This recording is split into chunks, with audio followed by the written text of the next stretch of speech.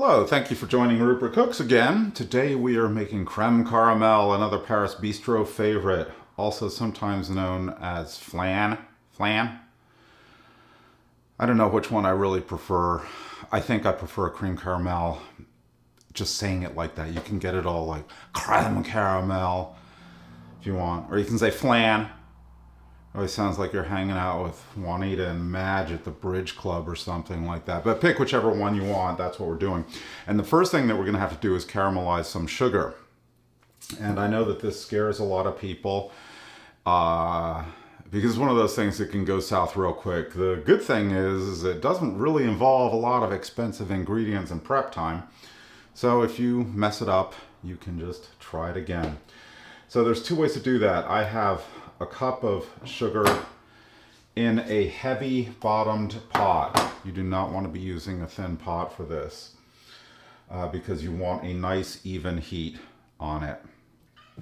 The difficulty though is a heavy pot will retain the heat for longer once it's off the stove. So your time when it transitions into caramel and you take it off the heat, you want to come off the heat a little bit before where you want the caramel to be at, because that pot's going to continue to heat and you can burn it if you wait too long.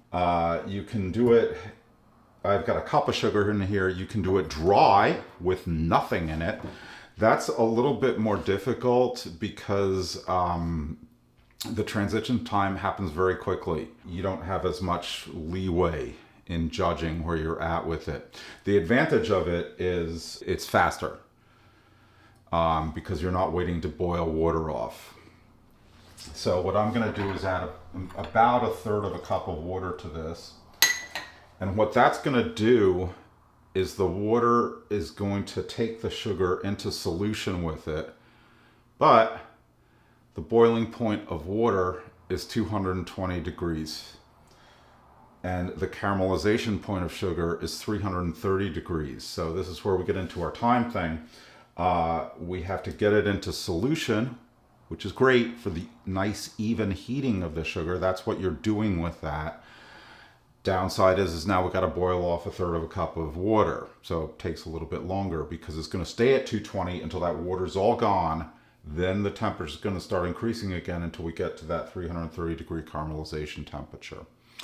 So let's get this started. Okay, so I've just started my sugar and you can see this is pretty wet here. I've got my heat, my stove goes from 1 to 10. I've got it set on 6, which is actually fairly hot.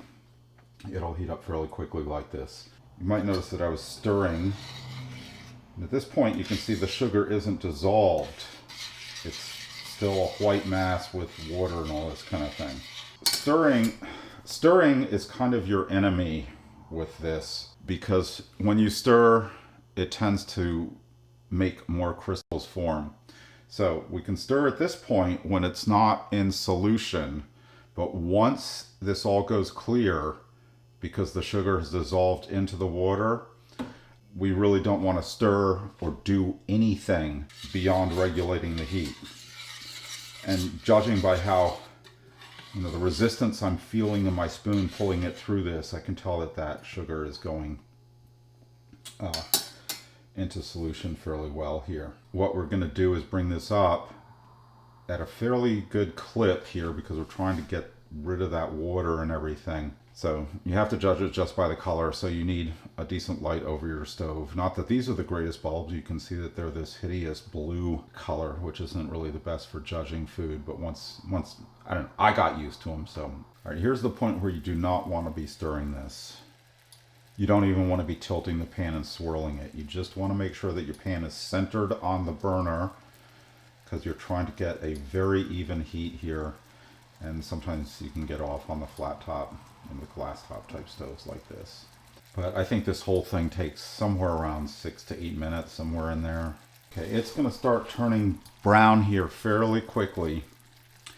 And the reason how I can tell that is because the amount of steam I can see coming off, which is hard to judge in the camera, but you'll notice it, that the steam coming off starts dropping off, and that's because you've boiled away all the water. Now you've got just molten sugar sitting in there, and that's when the temperature is going to start to go up from the boiling point of water, 220 degrees, to the caramelization point of sugar, which is 330. Although it's going to keep going past 330, and then you can get charcoal, black sugar. Another way you can tell if the water is gone is if you hold your hand over it and then pull it away. When the steam's coming off and you pull it away, you'll feel your hands, kind of cool down from the water evaporating.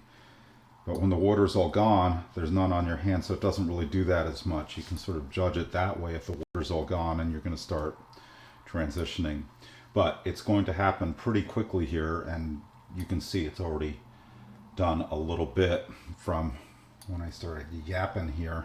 But what I'm going to do is when this comes off, I'm going to pour about half of it into the bottom of my little ramekins, and then put in about 1/3 of a cup of water to thin this down and make a caramel sauce that we're going to use at the very end of all of this stuff. And since that has to happen very quickly, I probably won't be able to catch all that on camera because I have to move the camera.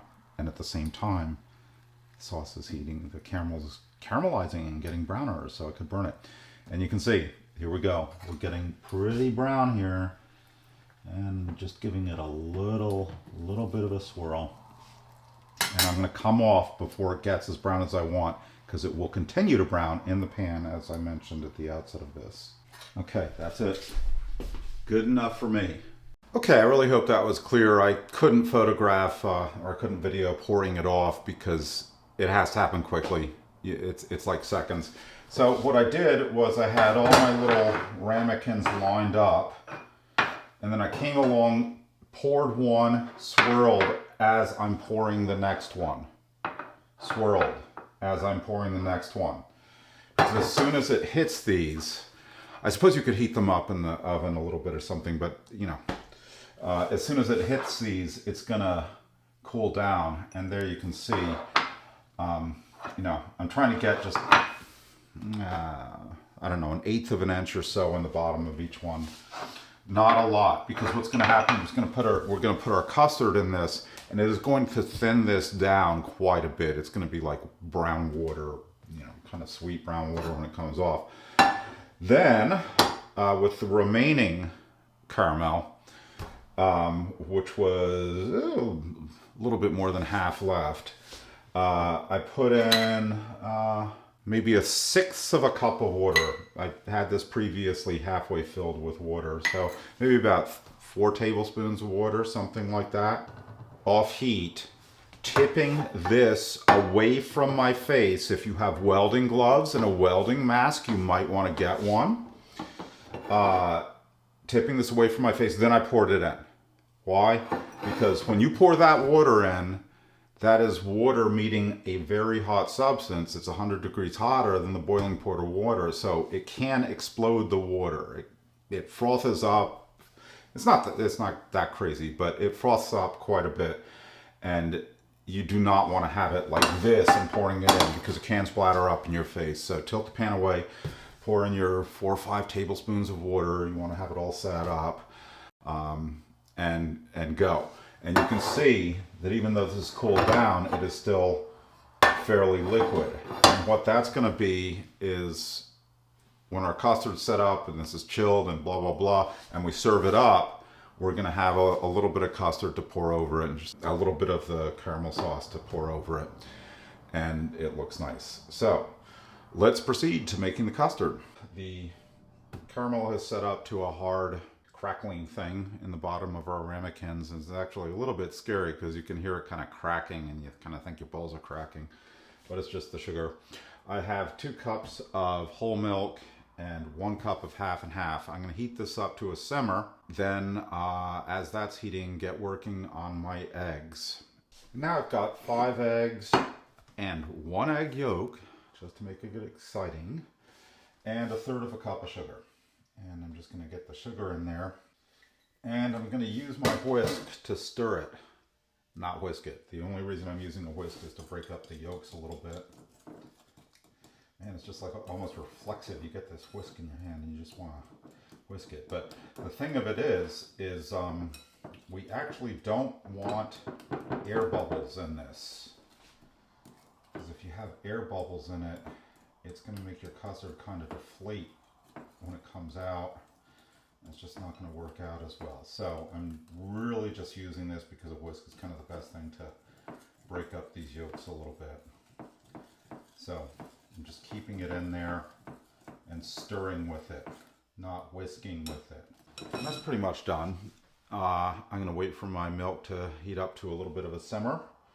Then we're going to start adding it. And in the meantime, I am going to start preheating my oven to 350 degrees. So let's get to that. Okay, so our milk has come to a just slightly below simmering. I've got my eggs all mixed up with the sugar. I've got 2 teaspoons of vanilla extract here. And what I'm going to do is stir in, not whisk in, the milk slowly into the eggs so we don't scramble them. Then I'm going to mix in the vanilla. So let's just go slow. It's always sort of annoying because you can wind up with the milk running all over the counter if you don't do it right. All right, so that went pretty well. Let's add our 2 teaspoons of vanilla. There we go.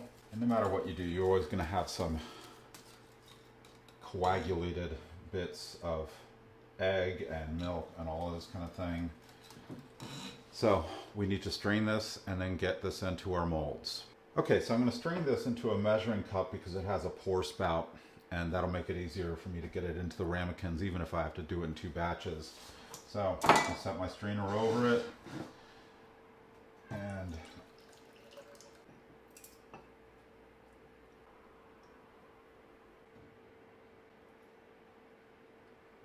okay, so I have my ramekins sitting in the dish here, and it's a good idea to take a fork and try to pop the larger bubbles that are sitting on top there.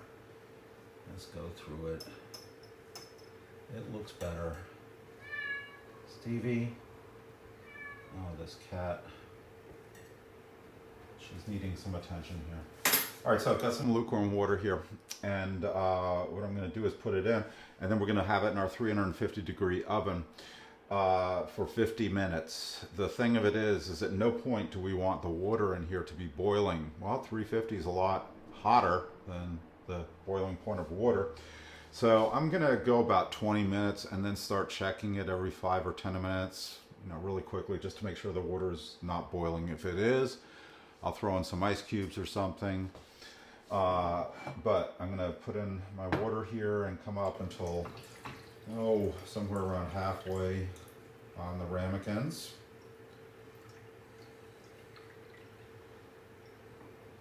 And that looks like about it. And let's put them in the oven at 350. See how it all comes out.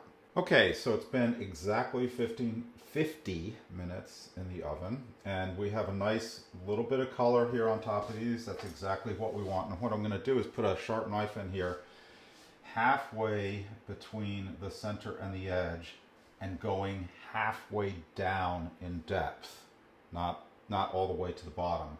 I'm going to see if it comes out clean. Yeah. Okay. That's clean. So I'm going to take them out of the water bath, turn off the oven, and let them cool down a bit. So our creme caramel has cooled off for a few hours. Actually, I didn't refrigerate it, but I just let it sit on the counter until it cooled off a little bit.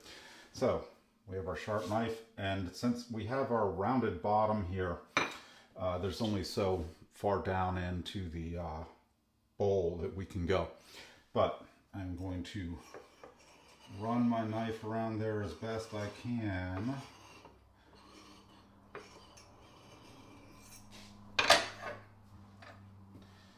And as always, the tricky part.